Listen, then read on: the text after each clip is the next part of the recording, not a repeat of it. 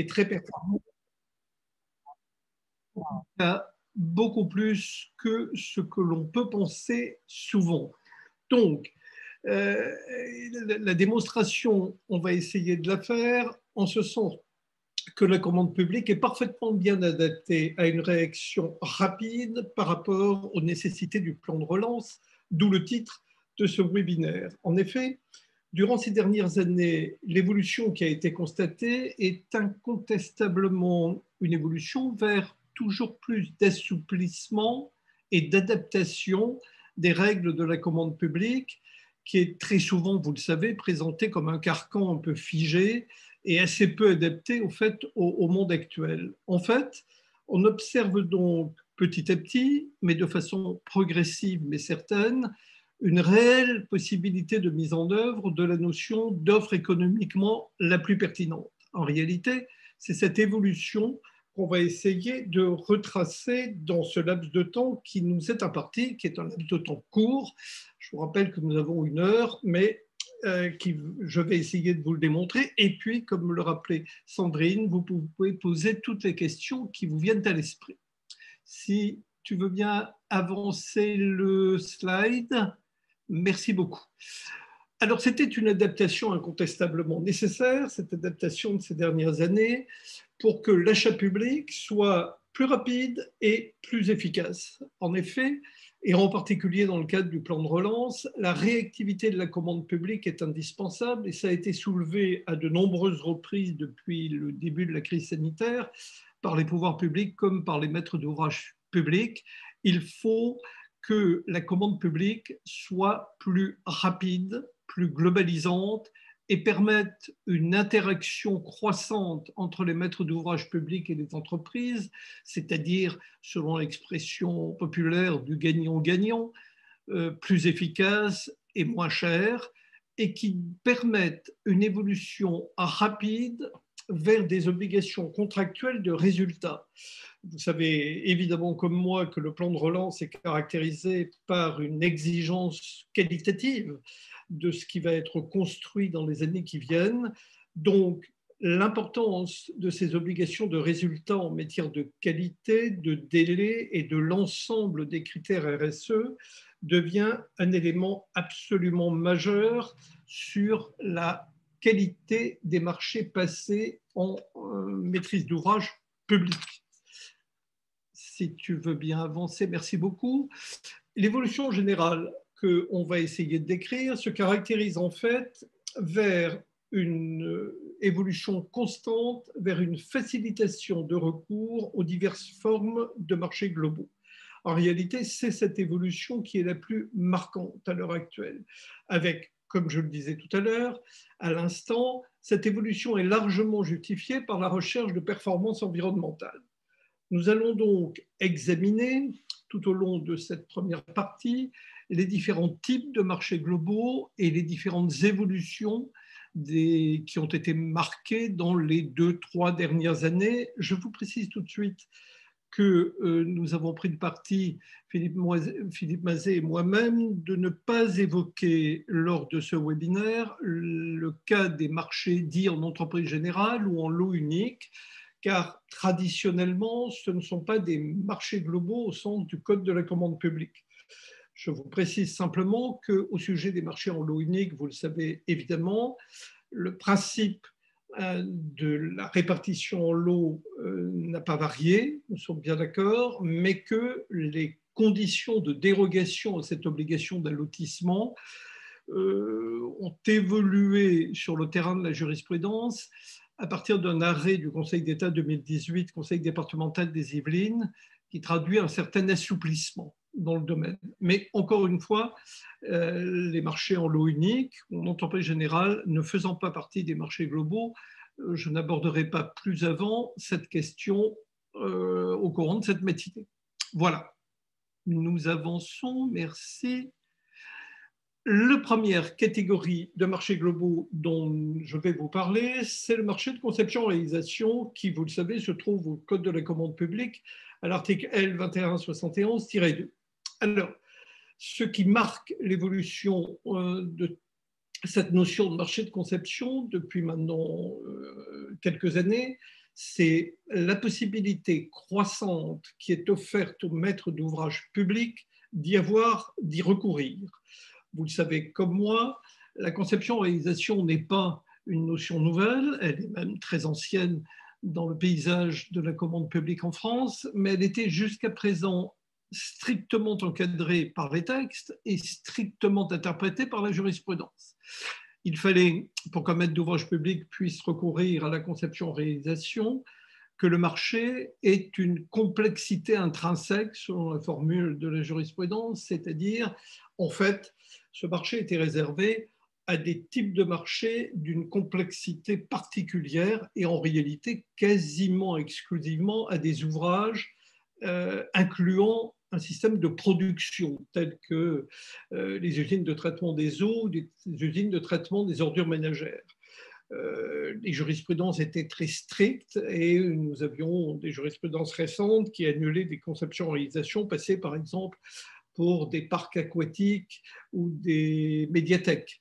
Donc, l'évolution importante, et la dernière intervenue est très récente, permet de passer un marché de conception-réalisation dès qu'il y a un engagement contractuel sur l'amélioration de l'efficacité énergétique ou la construction d'un bâtiment dépassant la réglementation thermique en vigueur. Je vous précise que cela signifie donc aujourd'hui, et c'est une véritable nouveauté, que la conception-réalisation peut être engagée soit en matière de réhabilitation des bâtiments publics, dès que le marché de réhabilitation apporte une amélioration certaine de l'efficacité énergétique et présente une certaine complexité, ce qui est quasiment automatique. Et chaque fois que le marché vise à la construction d'un bâtiment qui va dépasser la réglementation thermique en vigueur, ce qui va être la RE 2012 et bientôt la RE 2020. Donc, nous avons bien là une possibilité très importante pour les maîtres d'ouvrage publics de passer des marchés de conception-réalisation qui assurent, je vous le rappelle, a priori, une réactivité beaucoup plus rapide et un suivi des obligations de résultats en termes performantiels certainement supérieurs au marché LOTI, dans des conditions infiniment plus souples qu'il y a ne serait-ce que 3 ou 5 ans. Donc, nous avons bien une facilitation très forte du recours au marché de conception-réalisation qui, dans le cadre d'un plan de relance orienté, comme vous le savez, assez largement sur la réhabilitation, permet d'envisager des passations de marché dans ce domaine du moment que, et ça va presque de soi, votre marché de réhabilitation emporte une amélioration certaine de l'efficacité énergétique des bâtiments ainsi repris et réhabilités. Si tu veux bien avancer, merci beaucoup. Autre évolution de la conception-réalisation, je ne sais pas si parmi vous il y a des bailleurs sociaux, mais vous savez que depuis 2018 maintenant, avec la loi Elan, les bailleurs sociaux ont la possibilité de recourir au marché de conception-réalisation librement, c'est-à-dire sans avoir à motiver de façon spécifique le recours à la conception-réalisation, et cela de façon pérenne. Auparavant, effectivement, les bailleurs sociaux avaient une dérogation qui était renouvelée tous les 3 ou 5 ans, cela dépendait. Aujourd'hui, donc, cette dérogation est définitive, elle est acquise de façon pérenne. Enfin, vous avez dû en entendre parler, le projet de loi de finances 2021 avait envisagé de permettre le recours à un marché de conception-réalisation pour tous les projets rentrant dans le cadre du plan de relance, mais cet aspect des choses qui avait été voté par l'Assemblée nationale et le Sénat d'ailleurs a été retoqué par le Conseil constitutionnel car il n'avait pas sa place dans ce projet de loi de finances. Nous sommes en attente à l'heure actuelle de savoir si oui ou non cette dérogation et cette extension sera reprise par la voie d'un amendement sur la loi climat.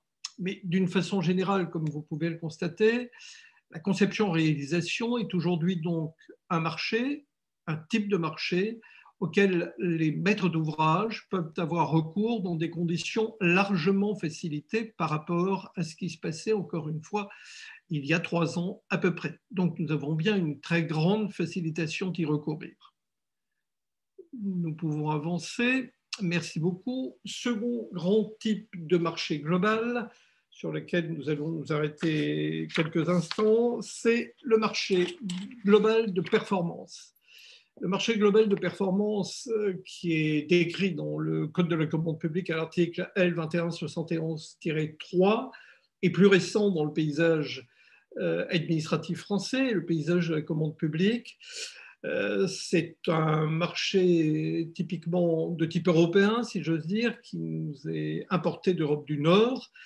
Il faut savoir que c'est un outil extrêmement polyvalent et très très bien adapté aux préoccupations environnementales.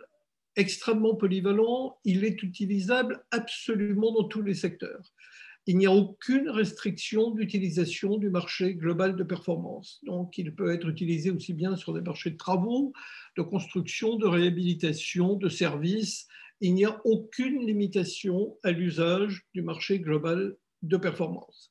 La seule exigence pour qu'un maître d'ouvrage public puisse avoir recours au marché global de performance, c'est de prévoir dans la partie contractuelle de ce marché une performance prévue et organisée contractuellement. C'est-à-dire qu'il faut que le contrat décrive précisément, techniquement, une performance qui soit une performance, c'est-à-dire qui réalise quelque chose qui soit au-dessus de la norme qui est obligatoire par ailleurs. Donc, il faut une performance et il faut qu'elle soit suffisamment prévue de façon précise dans le cadre contractuel du contrat. C'est la seule exigence qui est requise pour qu'un maître d'ouvrage puisse avoir recours donc au marché global de performance. Donc, vous voyez de façon évidente que le recours au marché global de performance est potentiellement beaucoup plus simple à justifier juridiquement que le recours à la conception-réalisation, surtout dans la version précédente, si j'ose dire, de la conception-réalisation.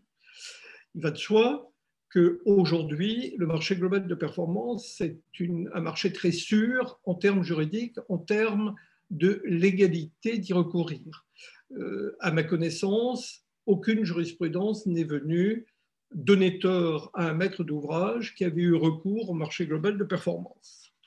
C'est un point important pour les maîtres d'ouvrage, comme pour les entreprises. Nous sommes sur un marché parfaitement sécurisé sur le plan juridique. Il est souvent utilisé dans le cadre des CPE, des contrats de performance énergétique, comme vous le savez. Il est en effet très utile dans la perspective d'une importante politique de rénovation, de réhabilitation des bâtiments publics. Il est parfaitement adapté au CPE puisque la performance, comme vous le savez, dans ce cadre-là, va être tout simplement d'exiger que le titulaire de ce marché global de performance, qui est en CPE, soit de réduire la consommation d'énergie pour atteindre une température préalablement estimée d'utilisation des bâtiments. Donc on est vraiment typiquement dans une notion performantielle et c'est, encore une fois, exactement l'objet d'un marché global de performance. Ça peut être beaucoup plus simple que cela, mais il faut bien dire que le marché global de performance est le moyen idéal pour monter ce genre de marché. Je vous rappelle d'autre part, comme vous le savez, que le marché global de performance est très souple puisqu'il peut se présenter sous 2 formes, soit un REM, soit un CREM, c'est-à-dire soit sous la forme d'une réalisation entretien-maintenance, soit sous la forme d'une conception, réalisation, entretien-maintenance. En clair, le maître d'ouvrage conserve la possibilité de conserver en interne ou pas la conception de l'ouvrage. C'est un choix, et c'est un choix souverain de la maîtrise d'ouvrage publique qui peut recourir indifféremment au REM ou au CREM. Enfin, dernier point qui a son importance dans le recours au marché global de performance, c'est ce qu'on appelle le périmètre de maintenance, puisque pour qu'il y ait marché global de performance, il faut qu'il y ait un aspect maintenance ou, globalement parlant, entretien. Je vous rappelle que le maître d'ouvrage public a une très grande latitude, autonomie pour définir quelle sera la portion de l'ouvrage soumis à maintenance dans le cadre d'un marché global de performance. Il n'y a pas de périmètre obligatoire de maintenance dans un marché global de performance. C'est très clair dans le texte, puisque vous avez la formule notamment, donc qui laisse ouvert la porte à l'interprétation très libre de la maîtrise d'ouvrage public. Donc, en clair, c'est typiquement un marché moderne, extrêmement souple d'utilisation et extrêmement souple de définition par la maîtrise d'ouvrage dans le contenu du marché global de performance. En fait, c'est un marché donc extrêmement bien adapté au plan de relance, au marché un peu complexe et au marché ayant de façon claire défini des performances environnementales de façon globale et énergétiques en particulier. Je vous propose de passer au slide suivant. Merci beaucoup. Le marché de partenariat. Alors, le marché de partenariat ex-PPP existe toujours. Code de la commande publique, article L 1112-1.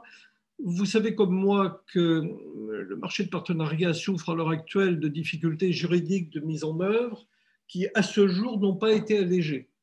Beaucoup pensaient qu'à l'occasion justement du plan de relance, le gouvernement proposerait des facilitations également dans ce domaine, des assouplissements de la procédure préalable qui permet à la fois administrative et financière, qui, je vous rappelle, permettent que le maître d'ouvrage soit autorisé à recourir à un marché de partenariat, puisque le marché de partenariat n'est pas un marché que le maître d'ouvrage peut choisir spontanément, il faut qu'il soit autorisé à y recourir. À l'heure actuelle, il n'y a eu aucun allègement et l'expérience contentieuse récente et négative de la ville de Marseille, que vous avez sans doute suivi, la ville de Marseille souhaitait passer un très grand marché de partenariat au sujet de la réhabilitation, rénovation et reconstruction d'un nombre important d'écoles de la ville de Marseille. Et la ville de Marseille s'est donc trouvée devant un contentieux qui a été négatif, c'est-à-dire qu'il y a aussi bien le tribunal administratif que la cour d'appel ont conclu que la ville de Marseille n'était pas dans le cadre d'autorisation pour recourir à un marché de partenariat. Donc ça n'a fait que confirmer la difficulté juridique d'avoir recours à ce type de marché et par voie de conséquence l'hésitation forte de beaucoup de maîtres d'ouvrage de se lancer dans l'opération. Pourtant, nous avons des marchés de partenariat qui se passent bien et qui concernent par exemple la construction de lycées dans certaines régions ou la construction de bâtiments divers et variés, mais il faut bien le reconnaître, en nombre limité. Incontestablement, pourtant, il y a une grande souplesse opérationnelle dans les marchés de partenariat et l'immense avantage, comme vous le savez sans doute, est de permettre de mobiliser du financement privé sur des projets d'intérêt général. On peut penser que sous une forme ou sous une autre, dans les années qui viennent, c'est le marché de partenariat sous un autre nom et sous une autre configuration juridique reviendra sûrement. Nous avançons, s'il te plaît. Merci beaucoup. Et l'autre forme peut-être est la forme plus moderne de quelque chose qui ressemble à des marchés de partenariat peut se trouver dans des nouveaux types de marchés qu'on appelle aujourd'hui complexes faute de précision suffisante, avec en particulier la CEMOP, société qui est une forme de SEM, nous sommes bien d'accord, mais à opération unique, c'est-à-dire que c'est un nouveau partenariat institutionnel qui, je vous rappelle, n'est pas soumis au Code de la commande publique, c'est-à-dire vous ne le trouvez pas dans le Code de la commande publique, c'est régi en grande partie par le Code général des collectivités territoriales et qui implique que les collectivités territoriales qui lancent une CEMOP participent directement au capital et à la gestion de la CEMOP par donc les instances de gestion de la CEMOP avec la désignation d'un opérateur privé, c'est-à-dire un partenaire privé avec une gouvernance qui va être précisément définie par un pacte d'actionnaires. Donc nous avons vraiment un partenariat institutionnel, public-privé, dans lequel les deux partenaires, les collectivités territoriales d'une part ou l'État, et d'autre part le partenaire, l'opérateur privé, co-gère la CEMOP avec une définition précise de la gouvernance par un pacte d'actionnaires sous la forme, donc, comme on peut le trouver dans une société de droit privé. Il faut noter la très grande souplesse de définition du cadre de la CEMOP, mais préciser que cette société ne peut être créée que dans le cadre d'une opération unique. Donc ça ne peut pas être comme une SAM classique, une société qui permet d'intervenir dans tel ou tel ou tel domaine au gré de la volonté d'une collectivité territoriale. Il y a un but unique, une opération unique, et la CEMOP se termine lorsque l'exploitation de cette opération unique se termine, ce qui peut représenter de très longues années si cette opération est couplée avec une gestion d'un service public ou d'un service d'intérêt général. Il faut noter, et c'est un point important, qu'une fois que la CEMOP a choisi un opérateur privé, tous les marchés qu'on appelle marchés subséquents, c'est-à-dire les marchés qui vont permettre l'exécution et l'exploitation de l'opération en question, vont pouvoir être passés dans le cadre de marchés de droit privé à une condition, c'est que la participation publique, la participation des fonds publics ne soit pas majoritaire, ce qui est un risque juridique certain. Il ne faut pas que la collectivité territoriale et donc la CEMOP soient requalifiées, bien sûr, en opérateur public. Sinon, comme vous le savez, tous les marchés subséquents deviendraient des marchés de droit public, soumis donc forcément à une remise en concurrence en application du Code de la commande publique. Donc incontestablement, on voit aujourd'hui se développer dans des domaines très variés ces CEMOP, aussi bien pour des CEMOP d'aménagement, pour aménager des quartiers. C'est actuellement la partie majoritaire des CEMOP, mais on le voit pour des opérations de construction d'ouvrages avec exploitation, des téléphériques urbains, des ouvrages d'une certaine complexité. On le voit même à l'heure actuelle dans des travaux de TP routiers. Donc il y a aucune limite à l'utilisation des CEMOP en termes opérationnels. Le maître d'ouvrage, les maîtres d'ouvrage, puisque une CEMOP peut être créée, co-créée par plusieurs collectivités territoriales et sans aucune limite en termes opérationnels. Tout peut faire l'objet d'une CEMOP. Alors il y a incontestablement une certaine crainte des élus locaux et des maîtres d'ouvrage sur la complexité de la mise en œuvre de ce nouveau système qui effectivement est récent, surtout récent dans les conceptions qu'il met en œuvre. Pour l'instant, ce qui a été créé fonctionne bien et il n'y a, à ma connaissance, eu aucun problème de qualification juridique et donc de recours en la matière. Donc, c'est plutôt bon signe.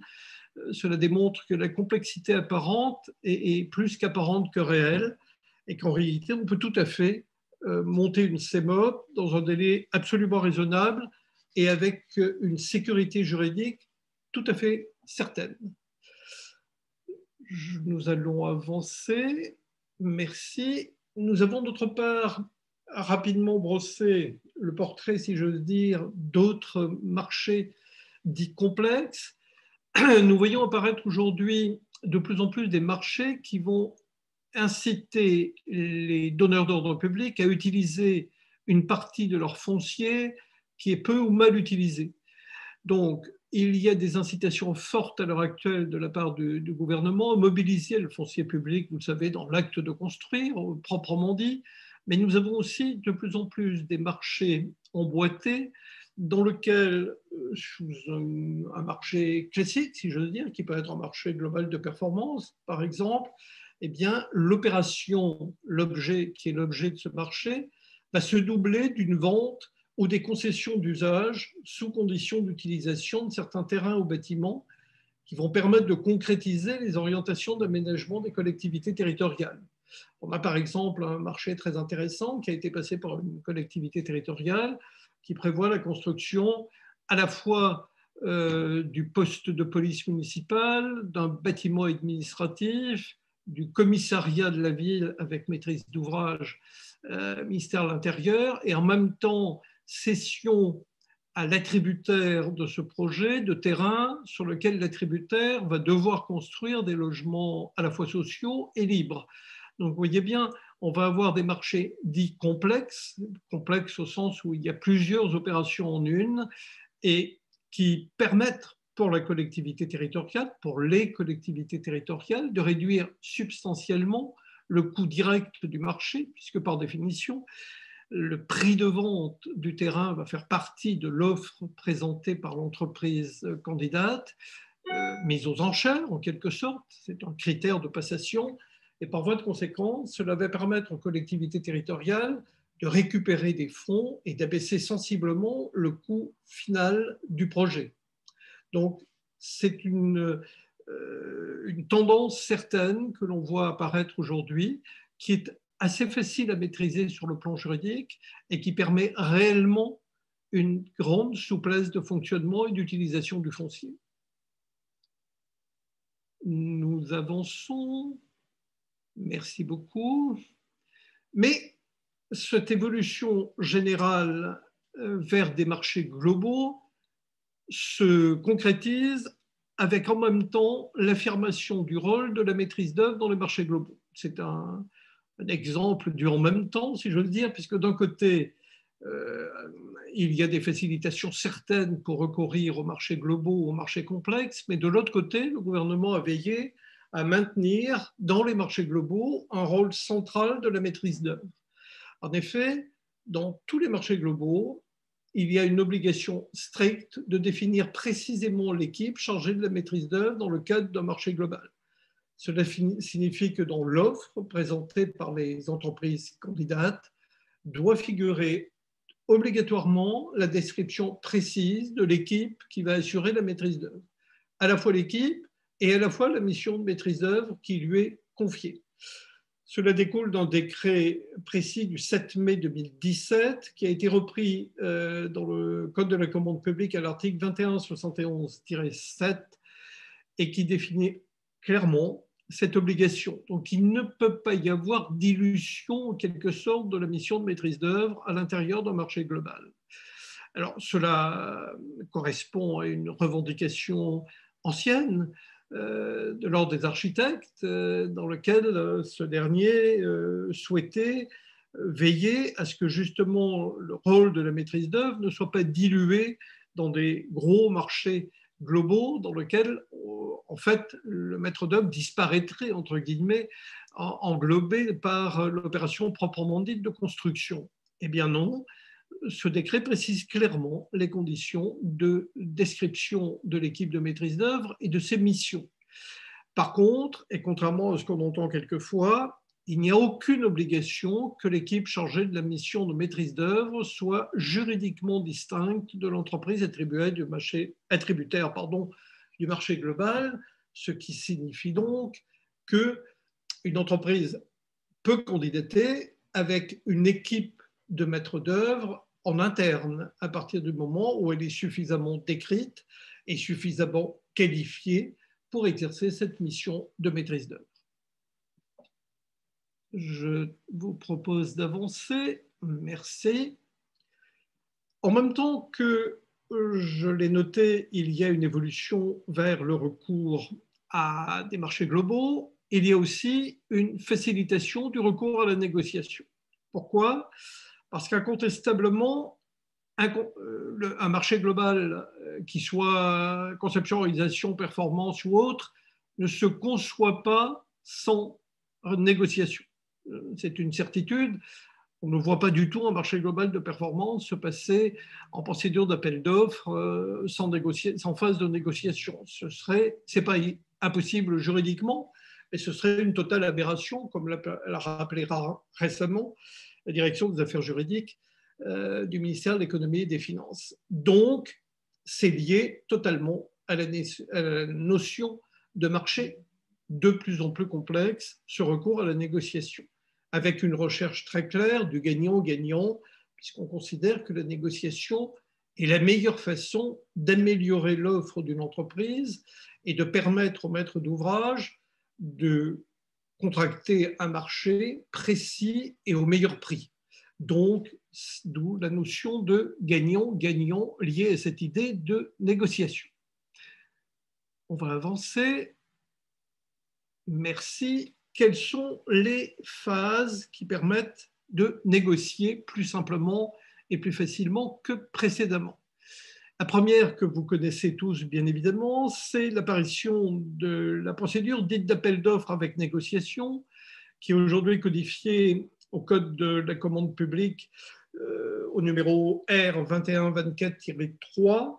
Et vous savez qu'un maître d'ouvrage public peut aujourd'hui recourir à l'appel d'offres avec négociation dans les marchés de travaux chaque fois que le besoin ne peut être satisfait en adoptant des solutions immédiatement disponibles. C'est la formule retenue. Cela veut dire quoi? Cela veut dire qu'à partir du moment où les marchés de travaux sont par définition uniques, c'est-à-dire prennent en compte des éléments par définition originaux, c'est-à-dire le lieu d'implantation, les besoins du maître d'ouvrage, les procédés de fabrication choisis, etc., etc. Il n'y a pas juridiquement ce qu'on appelle une solution immédiatement disponible. Et par voie de conséquence, aujourd'hui, tous les marchés de travaux peuvent être passés avec un système d'appel d'offres avec négociation. Donc, il n'y a aucune restriction pour un maître d'ouvrage à recourir à la procédure d'appel d'offres avec négociation dans les marchés de travaux. Cela est tout à fait clair, confirmé par la jurisprudence. Donc, il n'y a pas d'hésitation à avoir pour un donneur d'ordre de recourir à cet élément de souplesse et d'adaptation extrêmement important dans un marché public qu'est la négociation. Je vous rappelle toutefois que même dans le cas où le donneur d'ordre public a indiqué qu'il passerait le marché sous la forme d'un appel d'offres avec négociation, le donneur d'ordre public n'est jamais obligé de négocier. Il peut donc toujours accepter une offre sans négociation.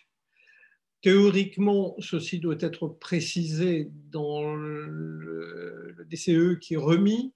En réalité, c'est un droit qui a été reconnu aux donneurs d'ordre par le Conseil d'État de façon générale.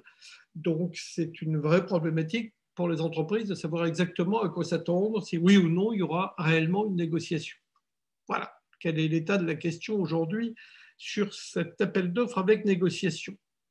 La seconde formule de négociation dans les marchés de travaux, c'est le dialogue compétitif dont vous avez tous entendu parler, qui est plus rare, incontestablement, plus sophistiqué en quelque sorte, mais qui gagne du terrain. Le dialogue compétitif est, vous le savez, une forme de négociation qui démarre à partir du moment où le CCTP n'est pas déjà totalement défini et où chacun des groupements qui va participer à ce dialogue compétitif a une capacité d'innovation. Ça permet donc, c'est la procédure qui permet le mieux pour des donneurs d'ordre d'utiliser ce qu'on appelle l'ingénierie civile, c'est-à-dire ce que sont capables de proposer les entreprises pour répondre à un besoin défini par la maîtrise d'ouvrage, mais pour lequel la réponse n'est pas définie. Donc en clair, le maître d'ouvrage dit ce qu'il veut faire, ce qu'il veut avoir à la fin, mais les entreprises sont libres de proposer des solutions différentes.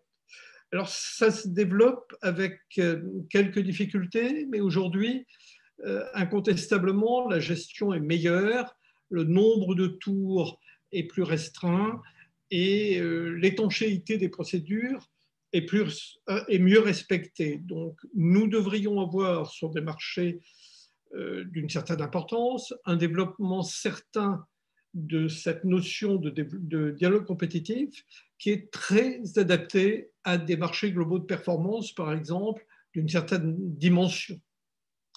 Enfin, dernière évolution dans ces formes de négociation, c'est les nouveautés que constituent les appels à projets et les appels à manifestation d'intérêt. Vous savez qu'il y a un très fort développement de ces procédures qui sont caractérisées aujourd'hui par un système généralisé de négociation. Tout est négocié dans ces procédures, mais qui présente une vraie difficulté liée au fait qu'il n'y a aujourd'hui aucun encadrement juridique de ces procédures. C'est-à-dire ces procédures n'apparaissent nulle part juridiquement, ni dans le Code de la commande publique, ni nulle part ailleurs. Il y a une vague circulaire de 2010 qui en parle, mais qui ne traite pas du tout de façon précise des conditions de mise en jeu de ces procédures, ni d'appel à projet, ni des AMI. Alors, il y a aujourd'hui beaucoup de procédures de cette nature. Il y a quelques contentieux, et les contentieux, en particulier le contentieux avec un avis du Conseil d'État du 22 janvier 2019 concernant la ville de Paris et les passerelles prévues sur la Seine, ont démontré le risque juridique très important de requalification de marché public que ces procédures engendraient, et donc d'annulation de tout marché passé sur cette base qui contiendrait des aspects du marché public.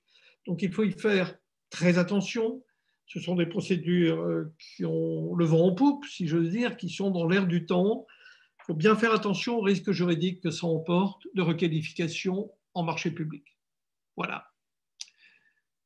Nous avançons rapidement. Nous avons terminé l'analyse des marchés globaux et des procédures de négociation. Voyons ce qu'il en est des adaptations récentes de la commande publique. Alors évidemment, une adaptation permanente à la situation sanitaire. Je vais passer rapidement, puisqu'on peut espérer tout au moins que ces phases ne vont plus se reproduire avec la même urgence.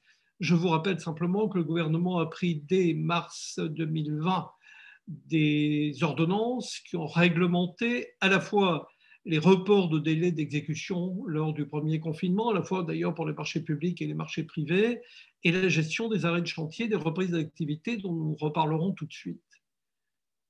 Je propose d'avancer, merci beaucoup. Ce qui est original, c'est que ces procédures d'adaptation à la crise sanitaire, en fait, ont remis d'actualité deux notions importantes dans les marchés publics, mais dont plus personne ou presque ne parlait très souvent, la force majeure et l'imprévision. Alors, la force majeure et l'imprévision, je vous rappelle, ont été remises au goût du jour. Pourquoi? Parce que d'une part, même si cela n'est écrit nulle part, il a bien été acté que le premier confinement était bien constitutif d'un cas de force majeure. Et c'est pour cela, comme vous le savez, que les entreprises ont un droit acquis à la prolongation des délais dus à l'arrêt de chantier lors du premier confinement. Ceci est clair, c'est acté dans les ordonnances, encore une fois, même si le terme de force majeure n'apparaît pas. Mais c'est ainsi. C'est bien un cas de force majeure. Et malheureusement, si un nouveau confinement de même nature se reproduisait, ce serait à nouveau un cas de force majeure. Donc les arrêts de chantier étaient de ce fait parfaitement légaux, et les décalages de délai sont un droit pour les entreprises. Par contre, la prise en compte des surcoûts relève non plus de la force majeure, mais de la théorie de l'imprévision. Exactement comme aujourd'hui, les augmentations des matières premières ou les décalages dans les approvisionnements. Donc nous sommes là sur une jurisprudence beaucoup plus compliquée que la force majeure. La direction des affaires juridiques du ministère des Finances a produit au mois de juin, à la mi-juin, une note à ce sujet. Je vous invite à la consulter. Elle n'apporte rigoureusement rien de nouveau, contrairement à ce qu'espérait la Fédération française du bâtiment et la FNTP, mais elle a l'avantage de préciser les choses. Il peut y avoir imprévision tout à fait lorsqu'il y a des considérations de Covid qui amènent à des conditions différentes d'exécution du marché, ou lorsqu'il y a une très forte augmentation de matières premières, des décalages d'approvisionnement, mais cette note rappelle les conditions d'indemnisation et donc d'application pratique dans la prise en compte des surcoûts. Si vous appliquez le seul élément que nous ayons dans ce domaine, c'est-à-dire la directive du Premier ministre qui date de 1974, donc ce n'est pas hier, et qui précise que ces coûts sont indemnisables que s'ils dépassent un quinzième, ça fait 6,60 et quelques pourcents du marché global. La jurisprudence est quant à elle plus restrictive. En général, elle ne retient l'indemnisation en matière d'imprévision que si ça représente à peu près 10% du montant du marché global. Ce qui fait qu'en réalité, les cas de mise en œuvre pratique des imprévisions sur les terrains que nous abordons ici sont relativement rares. Et c'est beaucoup plus sur le terrain de la négociation que les indemnisations pourront être obtenues. Je vous propose d'avancer. Merci. Alors, quelles sont les évolutions qui ont été faites? Alors, ces évolutions dépendent de la loi ASAP, d'une part, et de la loi Finances 2021, d'autre part. Qu'est-ce qu'il y a eu comme évolution? Rapidement, je vous rappelle que la loi ASAP, alors je ne vais pas rentrer dans trop de détails, le temps tourne. Je rappelle simplement que la loi ASAP a prévu d'abord le relèvement du seuil des marchés de travaux qui peuvent être passés sans aucune mise en concurrence. Vous savez que jusqu'au 31 décembre 2022, ce seuil est relevé à 100 000 € hors taxe, sans motivation particulière. Je vous rappelle simplement, et bien évidemment, que ce seuil s'entend opération par opération et que donc il est totalement illégal de saucissonner votre marché en plusieurs marchés de 100 000 €, vous le savez bien évidemment. La loi SAP, d'autre part, a prévu l'hypothèse de dispense de procédure qui est justifiée par un motif d'intérêt général. Cette considération a fait couler beaucoup d'encre en pensant que le maître d'ouvrage allait pouvoir se dispenser des procédures de mise en concurrence à partir du moment où il invoquerait un motif d'intérêt général. Je vous rappelle que ce n'est pas du tout le cas. Et cette incise a été incluse uniquement pour permettre au gouvernement de prendre plus facilement des dérogations réglementaires à la règle de mise en concurrence. Donc, ce n'est pas du tout le maître d'ouvrage qui va en décider. Enfin, la loi SAP insère dans le Code de la commande publique la possibilité pour le gouvernement de prendre des mesures réglementaires à tout moment sur le terrain de l'urgence, ce qui est une solution très pratique, même en dehors de la phase d'urgence sanitaire. Donc la loi SAP permet en fait au gouvernement d'avoir des outils pour réagir extrêmement rapidement à des problématiques sanitaires, mais pas uniquement sanitaires, qui lui permettraient de mettre en œuvre des procédures d'adaptation. On peut penser par exemple que le gouvernement pourrait parfaitement prendre des ordonnances liées par exemple à des ruptures extrêmement graves d'approvisionnement sur la base de la loi SAP et sans passer donc par une habilitation législative. Donc c'est une souplesse supplémentaire qui a été ainsi accordée. Voilà l'essentiel de ce que nous trouvons dans la loi SAP. Pour ce qui est de la loi de finances 2021, l'élément important, c'était la modification du recours à la conception-réalisation. Je vous ai dit tout à l'heure que ça avait été retoqué par le Conseil constitutionnel. Le seul élément, c'est l'assouplissement du seuil de cofinancement dans des projets de rénovation énergétique ou le cofinancement par les collectivités territoriales. Le seuil, qui est fixé aujourd'hui à 20%, comme vous le savez, peut être abaissé. Voilà donc l'essentiel de ce que nous trouvons en mesure d'assouplissement ponctuel. Je propose d'avancer. En même temps que ces assouplissements ont été pris, nous trouvons une décision visant à protéger l'accès des PME à la commande publique. Et c'est une décision emblématique puisqu'elle concerne les marchés globaux dont nous parlons depuis le début de ce webinaire et qui se caractérise donc par une très grande facilitation. Donc, nous avons vu qu'on protégeait la maîtrise d'œuvre dans les marchés globaux, mais on protège aussi les PME dans la mesure où un taux minimum de commande doit être réservé aujourd'hui dans les marchés globaux, tout type de marchés globaux, aux PME. Et le taux qui a été retenu est un taux de 10%, qui était le taux qui était déjà obligatoire dans les marchés de partenariat, les anciens PPP. C'est aujourd'hui donc précisé d'une part au Code de la commande publique, article L2171-8 et 9, et d'autre part dans le décret du 30 mars 2021 qui est venu préciser cela. Ce qui est nouveau et précis, c'est que d'une part, vous avez un taux de participation de 10%, mais également, cela fait obligatoirement l'objet d'un critère de passation. Cela veut dire que le maître d'ouvrage public aujourd'hui, en se lançant dans un marché global, doit d'une part veiller à ce que l'entreprise candidate assure bien une participation de 10% des PME, mais d'autre part, que le taux va être, plus il est important proposé par les entreprises candidates et plus il va être valorisé. Donc, si un maître d'ouvrage veut protéger efficacement les PME, libre à lui de pondérer ce critère de façon telle que ça devienne un critère pertinent en termes de choix de l'entreprise titulaire. Donc, nous avons bien un double effet et il faut bien le noter. Premièrement, un seuil de 10%, mais deuxièmement, un critère de passation. Cela veut dire donc que les entreprises candidates peuvent proposer plus de 10% et que leur candidature sera d'autant valorisée. Donc c'est d'une double évolution importante et majeure même.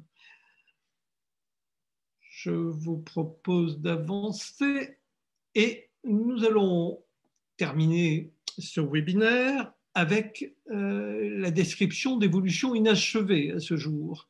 Premièrement, qu'est-ce qui peut être encore précisé et amélioré dans la commande publique pour la rendre à la fois plus souple, mais à la fois plus sécurisée pour l'ensemble des acteurs, c'est-à-dire à la fois pour le donneur d'ordre et à la fois pour les entreprises candidates et titulaires. Incontestablement, les évolutions liées à la crise sanitaire et au plan de relance ont laissé apparaître une véritable difficulté dans les marchés publics, c'est la rigidité des prix fermes et définitifs et des prix forfaitaires. Tout le monde sait qu'à l'heure actuelle, les entreprises rencontrent des difficultés à ce sujet, à nouveau avec l'évolution des prix matières premières et des problèmes de décalage d'approvisionnement, et on peut imaginer que ces difficultés seront récurrentes. Donc, qu'est-ce qui aujourd'hui a été pris en compte dans la commande publique? Très peu de choses, puisque ce qui a été inséré est un bon début, c'est-à-dire l'obligation des clauses de revoyure que nous allons trouver dans le nouveau CCAG, par exemple. Mais attention, la clause de revoyure est simplement une incitation aux maîtres d'ouvrage de donner rendez-vous aux entreprises titulaires, de discuter et éventuellement de trouver un terrain d'entente qui donnera lieu à un avenant. Donc, qui est seul en même de modifier et le forfait et la notion de prix ferme et définitif. Donc, nous n'avons pas sur ce terrain une prise en compte automatique en fonction d'une révision, si j'ose dire, des prix qui pourraient permettre de satisfaire les uns et les autres. Donc, c'est un progrès, mais incontestablement qui demande à être précisé et confirmé. De la même façon, on en a beaucoup entendu parler, l'insertion d'un critère obligatoire développement durable dans les marchés publics. Vous savez que le projet de loi climat a instauré cette obligation. Il faudra qu'il y ait un critère développement durable dans les marchés publics. C'est certain aujourd'hui. Attention simplement, nous nous trouvons là devant une difficulté pour les maîtres d'ouvrage publics et un risque juridique, puisque d'une part, il y a une profonde et forte incitation à intégrer des critères environnementaux dans les marchés publics, mais cette obligation risque de buter sur le code de la commande publique et, je vous rappelle, interdit tout critère qui n'est pas en relation directe avec l'objet du marché. Et nous revenons sur la jurisprudence du Conseil d'État Agglomération de Nantes 2018 qui a annulé un marché dans lequel l'agglomération de Nantes demandait l'un des critères était l'appréciation de la politique RSE suivie par les entreprises candidates, politique RSE au sens général du terme. Et le Conseil a dit, attendez, la politique RSE d'une entreprise au sens générique du terme n'est pas en lien direct avec l'objet du marché, donc ce critère est illégal. Donc il y aura là sûrement une délicate gestion pour les donneurs d'ordre publics, de façon à ne pas se trouver aller trop loin avec le risque de voir leur marché annulé sur la base de cette jurisprudence. Tant que le code de la commande publique ne sera pas modifié sur ce terrain-là, ce risque va perdurer, de risque juridique de requalification du marché et donc d'annulation du marché dans sa totalité. Donc là, c'est une véritable évolution. Par contre, vous allez être soumis également, les donneurs d'ordre et les entreprises, à l'application de la loi économie circulaire. Je vous rappelle, tous les éléments ne sont pas dans le code de la commande publique, loin s'en faut, ni dans la loi climat. Et vous savez qu'un décret d'application est sorti le 10 mars 2021 qui établit la liste des produits concernés par l'obligation de biens issus du réemploi, réutilisation. Et pour les marchés de travaux, vous allez avoir sûrement, vous allez avoir les donneurs d'ordre et les entreprises de grosses difficultés à intégrer totalement cette loi et ce décret, avec en particulier l'idée de l'appréciation sur une année civile et pas marché par marché de ces obligations. Nous allons avancer. Merci. Ce qui n'a pas évolué non plus, c'est la question des clauses dites déséquilibrées dans les contrats publics, avec des questions qui sont toujours prenantes aujourd'hui. Le nouveau CCAG a essayé de régler un certain nombre de ces clauses dites déséquilibrées, mais il reste sûrement à régler des problématiques de transfert sûrement abusives de responsabilité vers l'entreprise, avec des clauses de responsabilité exclusives des entreprises sur les sols, par exemple, qui posent des questions juridiques importantes et qui amènent l'entreprise à participer de plus en plus à la conception de l'ouvrage, même si nous sommes sur des maîtrises d'œuvre tout à fait distinctes, et avec la notion de forfait qui aujourd'hui n'est pas définie de façon précise et que la jurisprudence peine à définir très clairement. Donc nous avons ici des notions qui perturbent incontestablement ce qu'on appelle l'équilibre économique d'un contrat et qu'il faudra sûrement améliorer à l'avenir pour que l'équilibre économique du contrat dans les marchés publics soit de mieux en mieux respecté. Nous avançons. Merci. À ce sujet, je vous rappelle la très forte modification qui a eu lieu avec la jurisprudence dite Haute-Normandie, qui maintenant date de 2013. Ce n'est pas une nouveauté, mais elle continue donc à poser de redoutables questions quant à la possibilité pour les entreprises titulaires d'un marché public de présenter une réclamation et d'obtenir satisfaction auprès du maître d'ouvrage. Je vous rappelle qu'il y a une évolution importante. Le Conseil d'État a validé la possibilité pour une entreprise de demander réparation des préjudices subis sur un marché public à l'ensemble des différents intervenants dans une même action contentieuse. Donc, en clair, une entreprise peut mettre en cause à la fois le maître d'ouvrage, le maître d'œuvre et tous les participants, les autres participants à un marché public en termes de réclamation. Il n'est pas obligé de faire des actions successives. Donc ça, c'est une évolution intéressante et importante.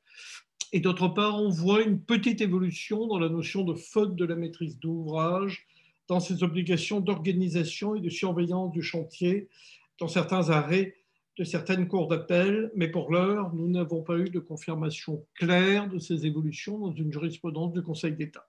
Donc, c'est une évolution, en fait, à venir. Enfin, merci beaucoup. Rappelons le nouveau CCAG. Je vous rappelle qu'il est applicable depuis le 1er avril et qu'il sera obligatoirement applicable à partir du 30 septembre prochain. Quelques remarques et des évolutions qui vont donc dans le bon sens, c'est-à-dire dans le sens d'une rectification de l'équilibre entre les parties signataires d'un marché public et d'un système de confiance et de transparence, avec la question de la valorisation des OS exécutoires. Mais attention, En dehors de l'OS 0, tout le reste est légal fondamentalement, puisqu'il n'est pas question de juste prix dans le CCAG. Par voie de conséquence, c'est toujours le maître d'ouvrage et son maître d'œuvre qui fixe le prix évaluatif, c'est-à-dire le prix provisoire auquel il entend faire exécuter son OS. Donc ça ne change pas grand-chose, sauf la possibilité pour l'entreprise de dire que si l'OS est à 0, elle n'exécutera pas pendant un délai de quinzaine avant que le maître d'œuvre lui réponde que si.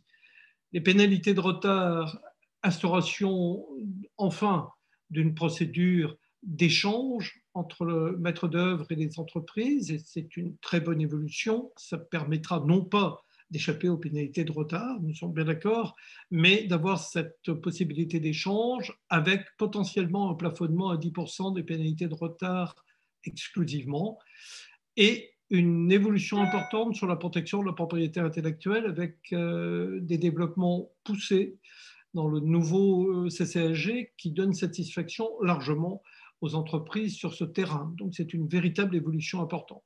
Toutefois, il faut noter la très grande importance de dérogations qui sont permises aux maîtres d'ouvrage. Je viens de parler du caractère de plafonnement des pénalités de retard. Je vous rappelle que rien n'interdit aux maîtres d'ouvrage de déplafonner ces pénalités de retard. Il suffit qu'il précise dans le CCAP que le plafonnement n'est pas applicable. Donc, il faut relativiser largement ces avancées du nouveau CCAG dans la mesure où, contrairement à ce qui était prévu à un moment, le gouvernement n'a pas validé l'existence d'un bloc de règles du CCAG qui aurait été non dérogatoire, c'est-à-dire pour lesquelles le maître d'ouvrage n'aurait pas eu la possibilité d'y déroger.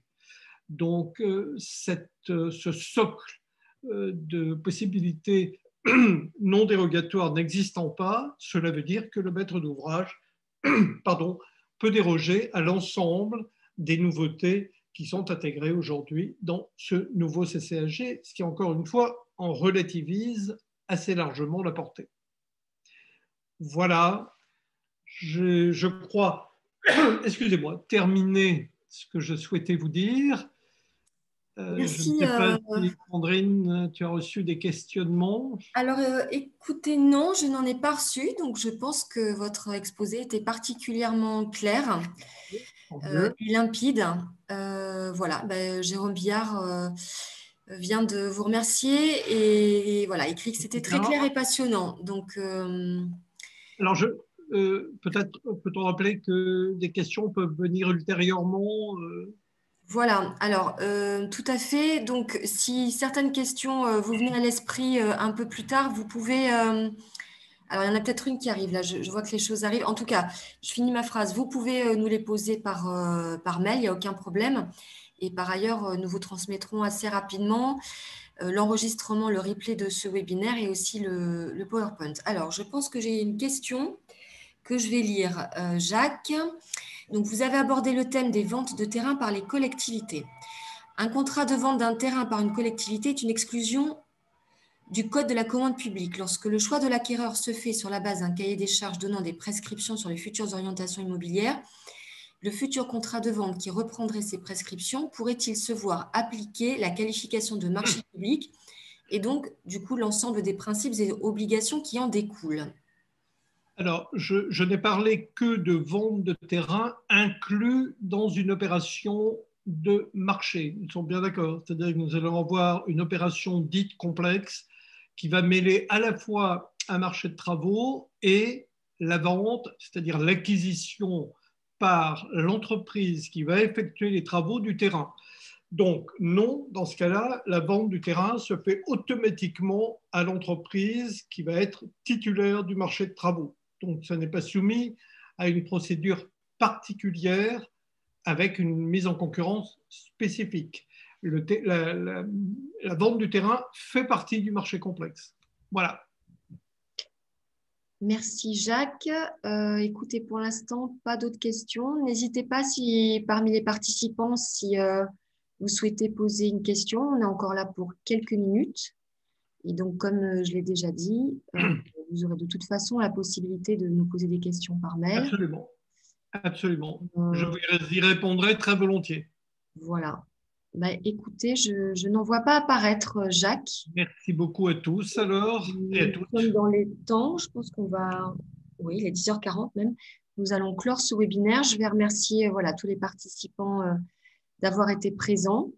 Et puis, nous vous envoyons, comme je l'ai déjà dit, assez rapidement le PowerPoint pour ceux que ça intéresse et aussi le replay.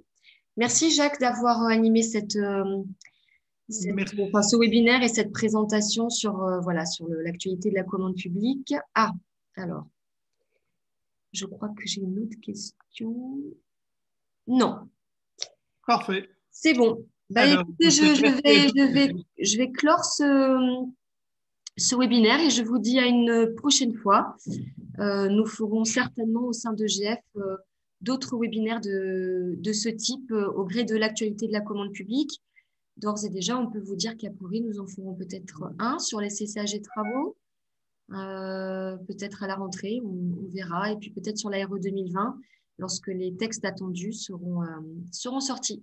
En tout cas, merci à tous et à très bientôt. À très bientôt. Au revoir. Au revoir.